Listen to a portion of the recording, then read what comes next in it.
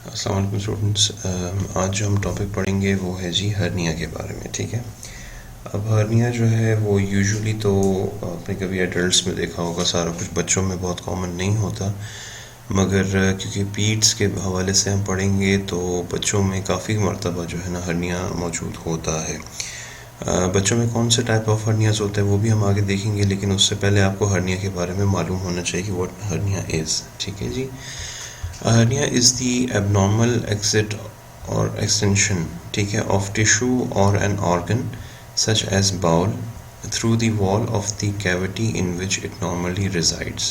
ठीक है। ये हर्निया की सबसे ज़्यादा ईजीएस्ट और बेस्ट डेफिनेशन है कि हर्निया क्या चीज़ है।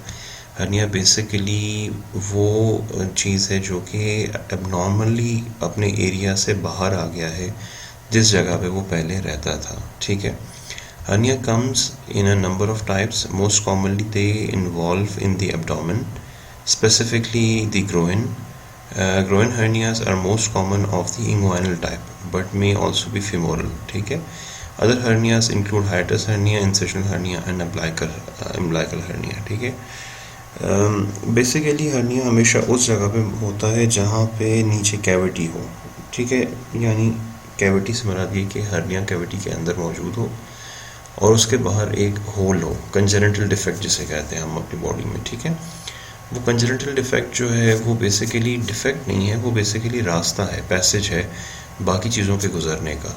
लेकिन क्योंकि वो जो एरिया है वो इतना बहुत सारे रीजंस अभी हम आगे देखेंगे जिनकी वजह से वो डायलेट हो जाता है, बड़ा हो जाता है, खुल जाता है, जिससे क्या होता है कि जो उसके ऊपर के जो कंटेंट्स होते हैं, अगर मिसाल के तौर पे एब्डोमेन की बात की जाए तो इस तरह ये अब अगर आप देख सकें तो ये इस पॉइंट से पीछे ये सारा एब्डोमेन है। ठीक है। और इस पॉइंट से आगे जो है ना वो पेल्विक रीजन है, क्योंकि यहाँ पे ये टेस्टिस और सारा कुछ है। अब ये वो पैसेज था जहाँ से स्पर्मेटिक कॉर्ड ने आना था। ठीक है। ये स्पर्मेटिक कॉर्ड है, ये आ रहा है, ये कुदरती तौर पे स्पर्मेटिक कॉर्ड का रास्ता बना हुआ था टेस्टिस के लिए। ठीक है। लेकिन क्या हुआ कि वो डिफेक्ट्स, वो हम आगे रीजंस पढ़ेंगे, उनकी वजह से क्या हुआ कि जो इसके पीछे जो आंतें थी, इंटेस्टाइन वगैरह पड़े हुए थे, वो यहाँ से स्लाइड करके नीचे आ गए, तो ये हर्निया कहला गया। ठीक है जी। इसी तरीके से डायफ्राम है। अब डायफ्राम के अंदर कुछ होल हैं जहाँ से एओर्टा गुजरता है, इसोफेगस गुजर रहा है, ट्रीकिया गुजर रहा है।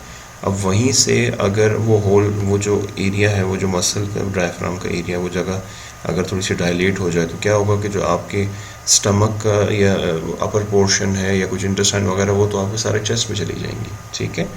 तो ये है हर्निया के बारे में। अच्छा जी, हर्निया जो है ये स्पेशलिटी जनरल सर्जरी की स्पेशलिटी है। ठीक है।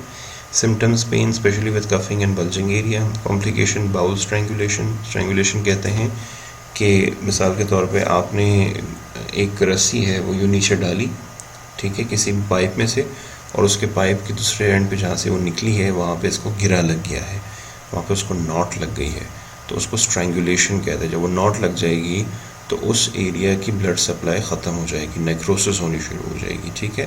तो ये बहुत शदीद पेनफुल कंडीशन होती है। Usual onset less than 1 year and more than 50 years old groin hernias जो होते हैं ना वो 50 ईयर्स से ज़्यादा होते हैं और लेस देन 1 बीच में भी होते हैं, लेकिन यूजुअल ऑनसेट का जिक्र हो रहा है। ठीक है। रिस्क फैक्टर,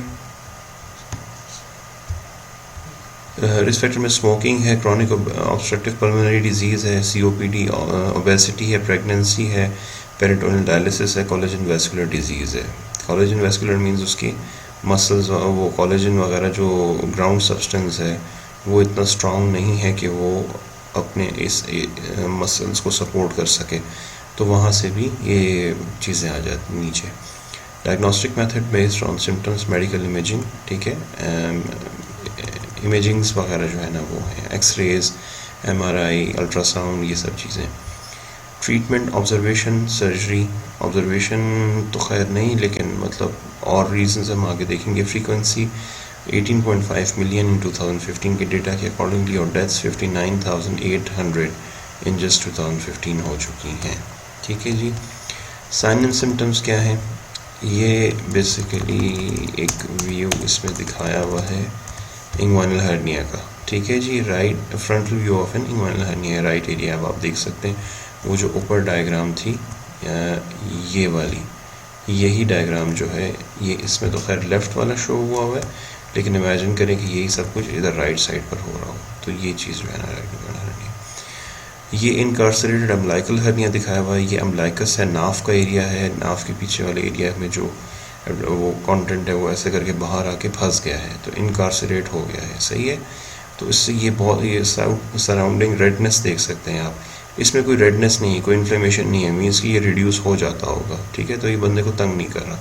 लेकिन इस एरिया में इन्फ्लेमेशन हुई हुई है, रेडनेस आई हुई है, तो ये बहुत शदीद पेनफुल होगा इसके लिए, ठीक है। Hernias may or may not present with either pain at the site, a visible palpable lump, or in some cases more vague symptoms resulting in pressure of an organ which has become stuck in the hernia becomes leading to an organ dysfunction, ठीक है। वही सारी बात कि अगर organ जो है वो नीचे आ रहा है और कभी पेन होता है कभी नहीं होता, लेकिन जब नीचे आएगा और वो फंस जाएगा और उसकी डिसफंक्शन शुरू हो जाएगी तो वो तब पेनफुल हो जाएगा। Fatty tissue usually enters a hernia first, but may be followed or accompanied by an organ, ठीक है, क्योंकि फैट जो है वो सबक्यूटेनियस आपकी स्किन के नीचे आपके एब्डोमेन वाले रीजन में ख़ास तौर पे ज़्यादा होती है, तो सबसे पहले वो नीचे आती है, लेकिन क्योंकि फ़ैट जो है वो सॉफ्ट होती है, स्लिपरी होती है, तो वापस चली जाती, पता नहीं चलता, लेकिन आहिस्ता आहिस्ता वो डिफेक्ट जब बढ़ता जाता है तो उसके पीछे का ऑर्गन भी नीचे आना शुरू हो जाता है। Hernias are caused by disruption or opening in the fascia or fibrous tissue which forms the abdominal wall। अब ये abdominal hernia का जिक्र हो रहा है यानी इंग्वाइनल का जिक्र हो रहा है, तो वो फेशिया जो आपने एनाटॉमी में पढ़ा होगा या फाइब्रस शीट जो एब्डोमेन की वॉल को बनाता है उसकी डिसरप्शन हो रही है, ठीक है। रीजंस क्या हैं वो हम आगे सब पढ़ेंगे। It is possible for the bulge associated with the hernia to come out, but the defect in the tissue will persist, ठीक है। हर्निया कम आता रहेगा और जाता रहेगा, लेकिन डिफेक्ट जो है टिश्यू का वो रहेगा। Symptoms and signs vary depending on the type of hernia. Bulge in the groin or in the abdominal area can often be seen and felt, जिस तरह हमने वो बल्ज अभी देखा ऊपर। When standing, such a bulge becomes more obvious. Besides the bulge, other symptoms include in the groin that may also include a heavy or dragging sensation in men. There are sometimes pain and swelling in the scrotum around the testicular area, ठीक है। वो बंदा ये complain कर सकता है कि जी जब मैं खड़ा होता हूँ या कोई चीज़ उठाता हूँ तो मुझे ऐसा लगता है जैसे कोई चीज़ मेरी टांगों की तरफ या नीचे टेस्टिस या उस तरफ जाके मुझे प्रेशर दे रही है, नीचे की तरफ जा रही है, कोई ऐसा ऑर्गन मुझे फील होता है। तो this is one another sign of the symptom of the patient जो आपको बताएगा। इरिड्यूसिबल एब्डोमिनल हर्नियाज और इनकार्सरेटेड हर्नियाज में भी पेनफुल, irreducible, reduce नहीं हो पा रहा, but their most relevant symptoms is that they cannot return to the abdominal cavity when pushed in, ठीक है। आप पुश करते हो उसको वापस तो abdominal cavity में नहीं जाता।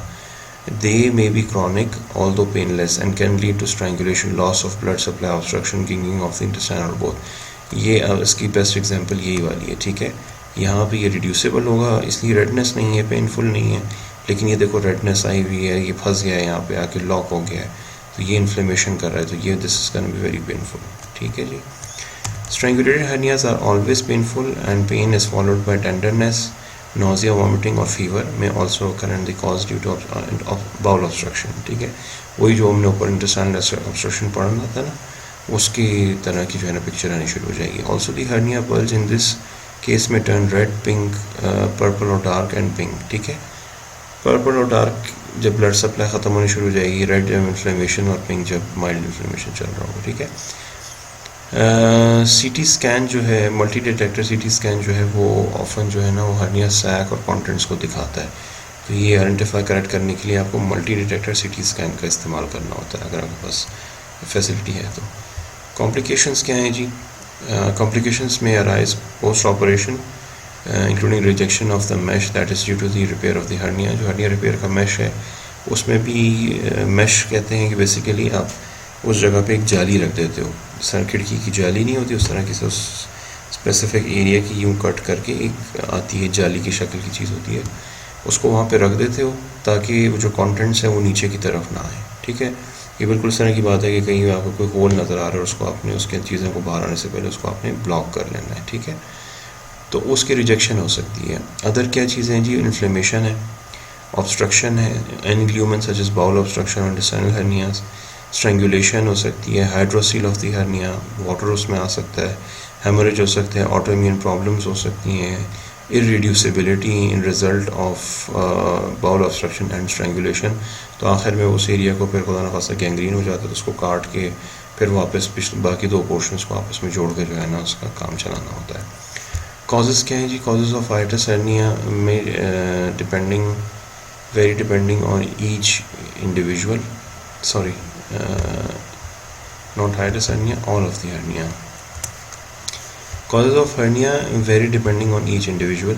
Among the multiple causes, however, there are mechanical causes which include improper weightlifting, ठीक है, हार्ड कफिंग बाउट्स, बहुत खांसी वाले लोग, improper weightlifting वाले बंदे, sharp bowel blows to the abdomen, fighters वगैरह, बॉक्सर्स वगैरह, एंड इनकरेक्ट पोस्चर, ओबेसिटी, बहुत ज़्यादा ओबेसिटी है, पोस्चर सही नहीं है, straining due to bowel movements और यूरिनेशन, कॉन्स्टिपेशन या एनलार्ज प्रोस्टेट की वजह से लोग बहुत ज़ोर लगाते रहते हैं, जिसकी वजह से वो मसल एब्डोमेन वॉल वीक होना शुरू हो जाता है और कंटेंट बाहर आ जाता है।